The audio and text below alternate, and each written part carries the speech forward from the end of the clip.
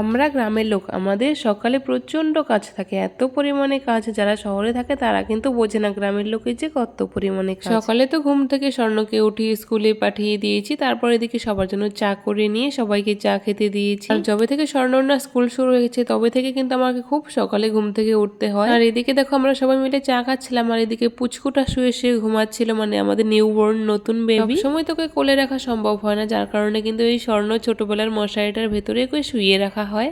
এইদিকে কিন্তু আমার চা খাওয়া হয়ে গেলে আমি রান্নাও বসিয়ে দিয়েছিলাম। ভাত কিন্তু আমার হয়ে গেছে, তখন কিন্তু ভিডিও করে নিয়ে আজকে এখানে কড়াই ডাল বসিয়েছি, কেননা আজকে আমাদের ছিল নিরামিষ। আজকের দিন আমরা নিরামিষ খাই, আর নিরামিষের দিন ডাল না হলে না নিরামিষটা একদম যেমন জমেই না। আর আমরা হলাম গরিব লোক, আমাদের তো পনির কিনে খাওয়ার পয়সা নেই, যার কারণে কিন্তু আমাদের ডাল হয়ে যায়। এদিকে দেখতে পাচ্ছ আমার দিদা কিন্তু সবজি বানিয়ে দিচ্ছিল, সিম কেটে দিচ্ছিল। সিমগুলো কিন্তু কেনা না, সিমগুলো কিন্তু আমাদের মাসিদের গাছের সিম। একা একা রান্না করে না সবজি বানাতে অনেকটা চাপ হয়ে যায়, যার কারণে আমি দিদাকে বললাম, দিদা তুমি সবজিগুলো বানিয়ে দাও, আমি রান্না করছি। কেননা যাই করি না কেন 10টার মধ্যে কিন্তু আমাকে রান্না শেষ করতে হবে। 10টার সময় রান্না শেষ করে আবার স্বর্ণকে আনতে যেতে হবে, এই টেনশনটা আছে। তাছাড়া 10টার সময় খেয়ে দিয়ে মা স্কুলে চলে যাবে, 10টার পরে রান্না হলে তো মার স্কুলে যেতে দেরি হয়ে যাবে, যার কারণে কিন্তু সকাল সকাল রান্না করতে হয়। বাড়িতে যতই লোক থাক না কেন রান্নাটা কিন্তু আমার ঘাড়েই, রান্নাটা আমাকেই করতে হবে। সে আমি যতই অসুস্থ হই না খারাপ থাকি, রান্না আমাকেই করতে হবে। এদিকে তো আমার ডাল হয়ে গেছে, সিম ভাজাও চড়িয়ে দিয়েছি, আর এদিকে আলু বিনস কেটে দিয়েছি দিদা,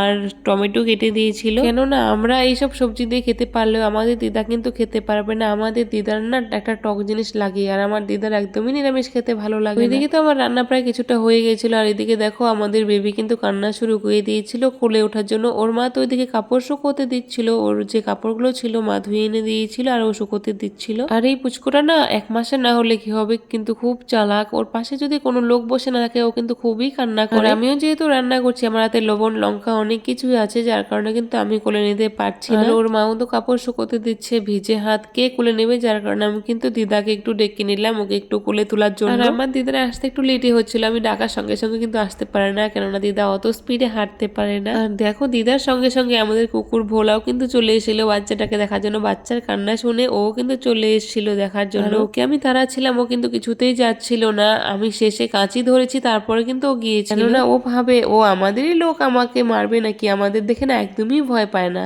আর ভোলা কিন্তু এক কথায় আমাদের কুকুর না, ও হলো আমাদের মাসিদের কুকুর।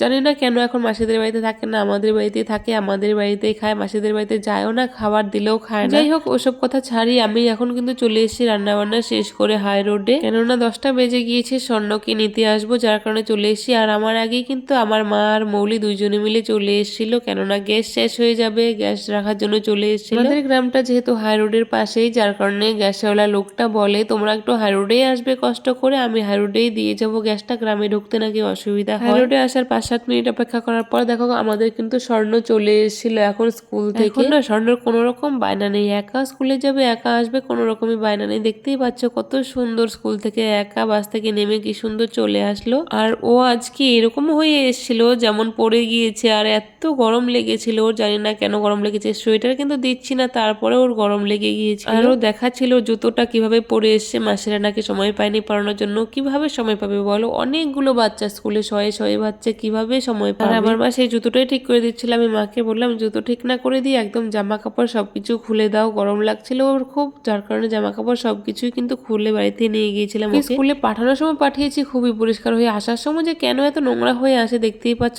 হাতে পায়ে মানে জামা প্যান্টে এত পরিমাণে ধুলো আর বালি, কি আর বলবো তোমাদের দেখতেই পেলে। আর তোমাদের আমি এর আগে একটা কথা বলেছি না, স্বর্ণর গায়ে যতক্ষণ ইউনিফর্ম থাকবে ততক্ষণও দুষ্টুমি কম করবে, আর ইউনিফর্ম খোলাও শেষ আরো দুষ্টুমি শুরু হয়ে গেছে, দেখতেই পাচ্ছ এত পরিমাণে দুষ্টুমি করছিল। জুতোটা তো মা বেঁধে আমার হাতে ঝুলিয়ে দিয়েছে, আর জামা প্যান্ট সবকিছু ওর স্কুল ব্যাগে আমি ভরে আমার পিঠে রেখে দিয়েছিলাম। ও হাইরোড থেকে কিছুতেই বাড়িতে আসতে চাইছিল না, বলছিল মায়ের সঙ্গে আসবে, কিন্তু আমি ভুলিয়ে ভালিয়ে ওকে বাড়িতে নিয়ে চলে এসেছি। আর বাড়িতে এসে দেখি ও টিফিন বাটি জলের বোতল সবকিছুই কিন্তু হারিয়ে রেখে এসেছিল। এই জলের বোতলটা কিন্তু অন্য ঘরের, আর যেটা স্কুলে দিয়েছিলাম সেটা কিন্তু হারিয়ে চলে এসেছিল। ও কিন্তু কোনোদিনও এইভাবে স্কুলে ওর জিনিস হারিয়ে বা রেখে চলে আসে না, আজকে এরকম ওর সাথে প্রথম হয়েছে। ও নিজেও বুঝতে পারেনি কখন যে স্কুলের ব্যাগ থেকে পড়ে গিয়েছে, আমাকেও সেটাই বলছিল। আর স্কুল থেকে আসার পর দেখো ওকে কিন্তু আমি খাবার খাওয়ানোর জন্য বসেছি। খাবার খাওয়াতে গেলে কত যে ঝামেলা আমার ওর সঙ্গে ফেস করতে হয় সেটা তো দেখতেই পাচ্ছ। আর ও মোবাইল ছাড়া না একদমই খেতে চায় না, যেহেতু আমার একটাই মোবাইল, আমি ভিডিও করছিলাম, যার কারণে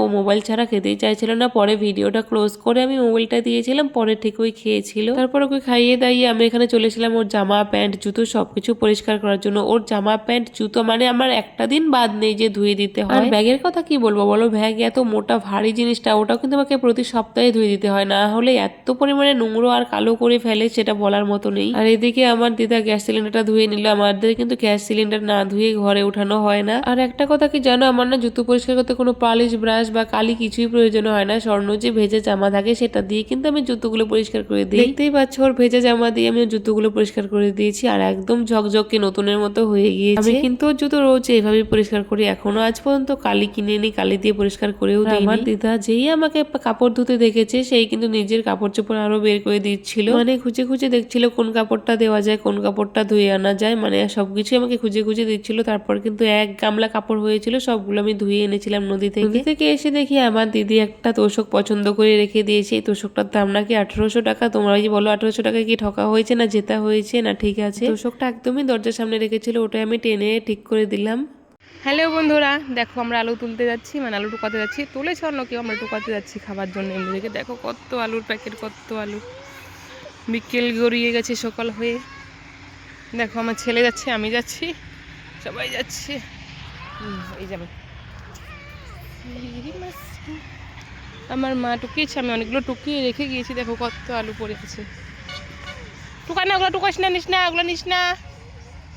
এদিকে দাঁড়াও, ওখানে গিয়ে তোমাদের দেখাচ্ছি আমার মা কতগুলো আলু তুলেছে, দেখাচ্ছি। এই দেখো আমরা চলে এসেছি, এখানে কিন্তু আমরা আলু টুকাচ্ছিলাম, আমার মাও কিন্তু এখানেই টুকাচ্ছে আলু। দেখতেই পাচ্ছ কতগুলো আলু জমিয়ে ফেলেছে। এই জায়গাটা এত পরিমাণে সুন্দর, দেখতেই পাচ্ছ বিকেলের দৃশ্য আর সবুজে ঘেরা চারিদিকে ঘাস, আর এই সময় সূর্যটা একটু মানে ডুবু ডুবু ভাব, কি সুন্দর লাগছিল দেখতে।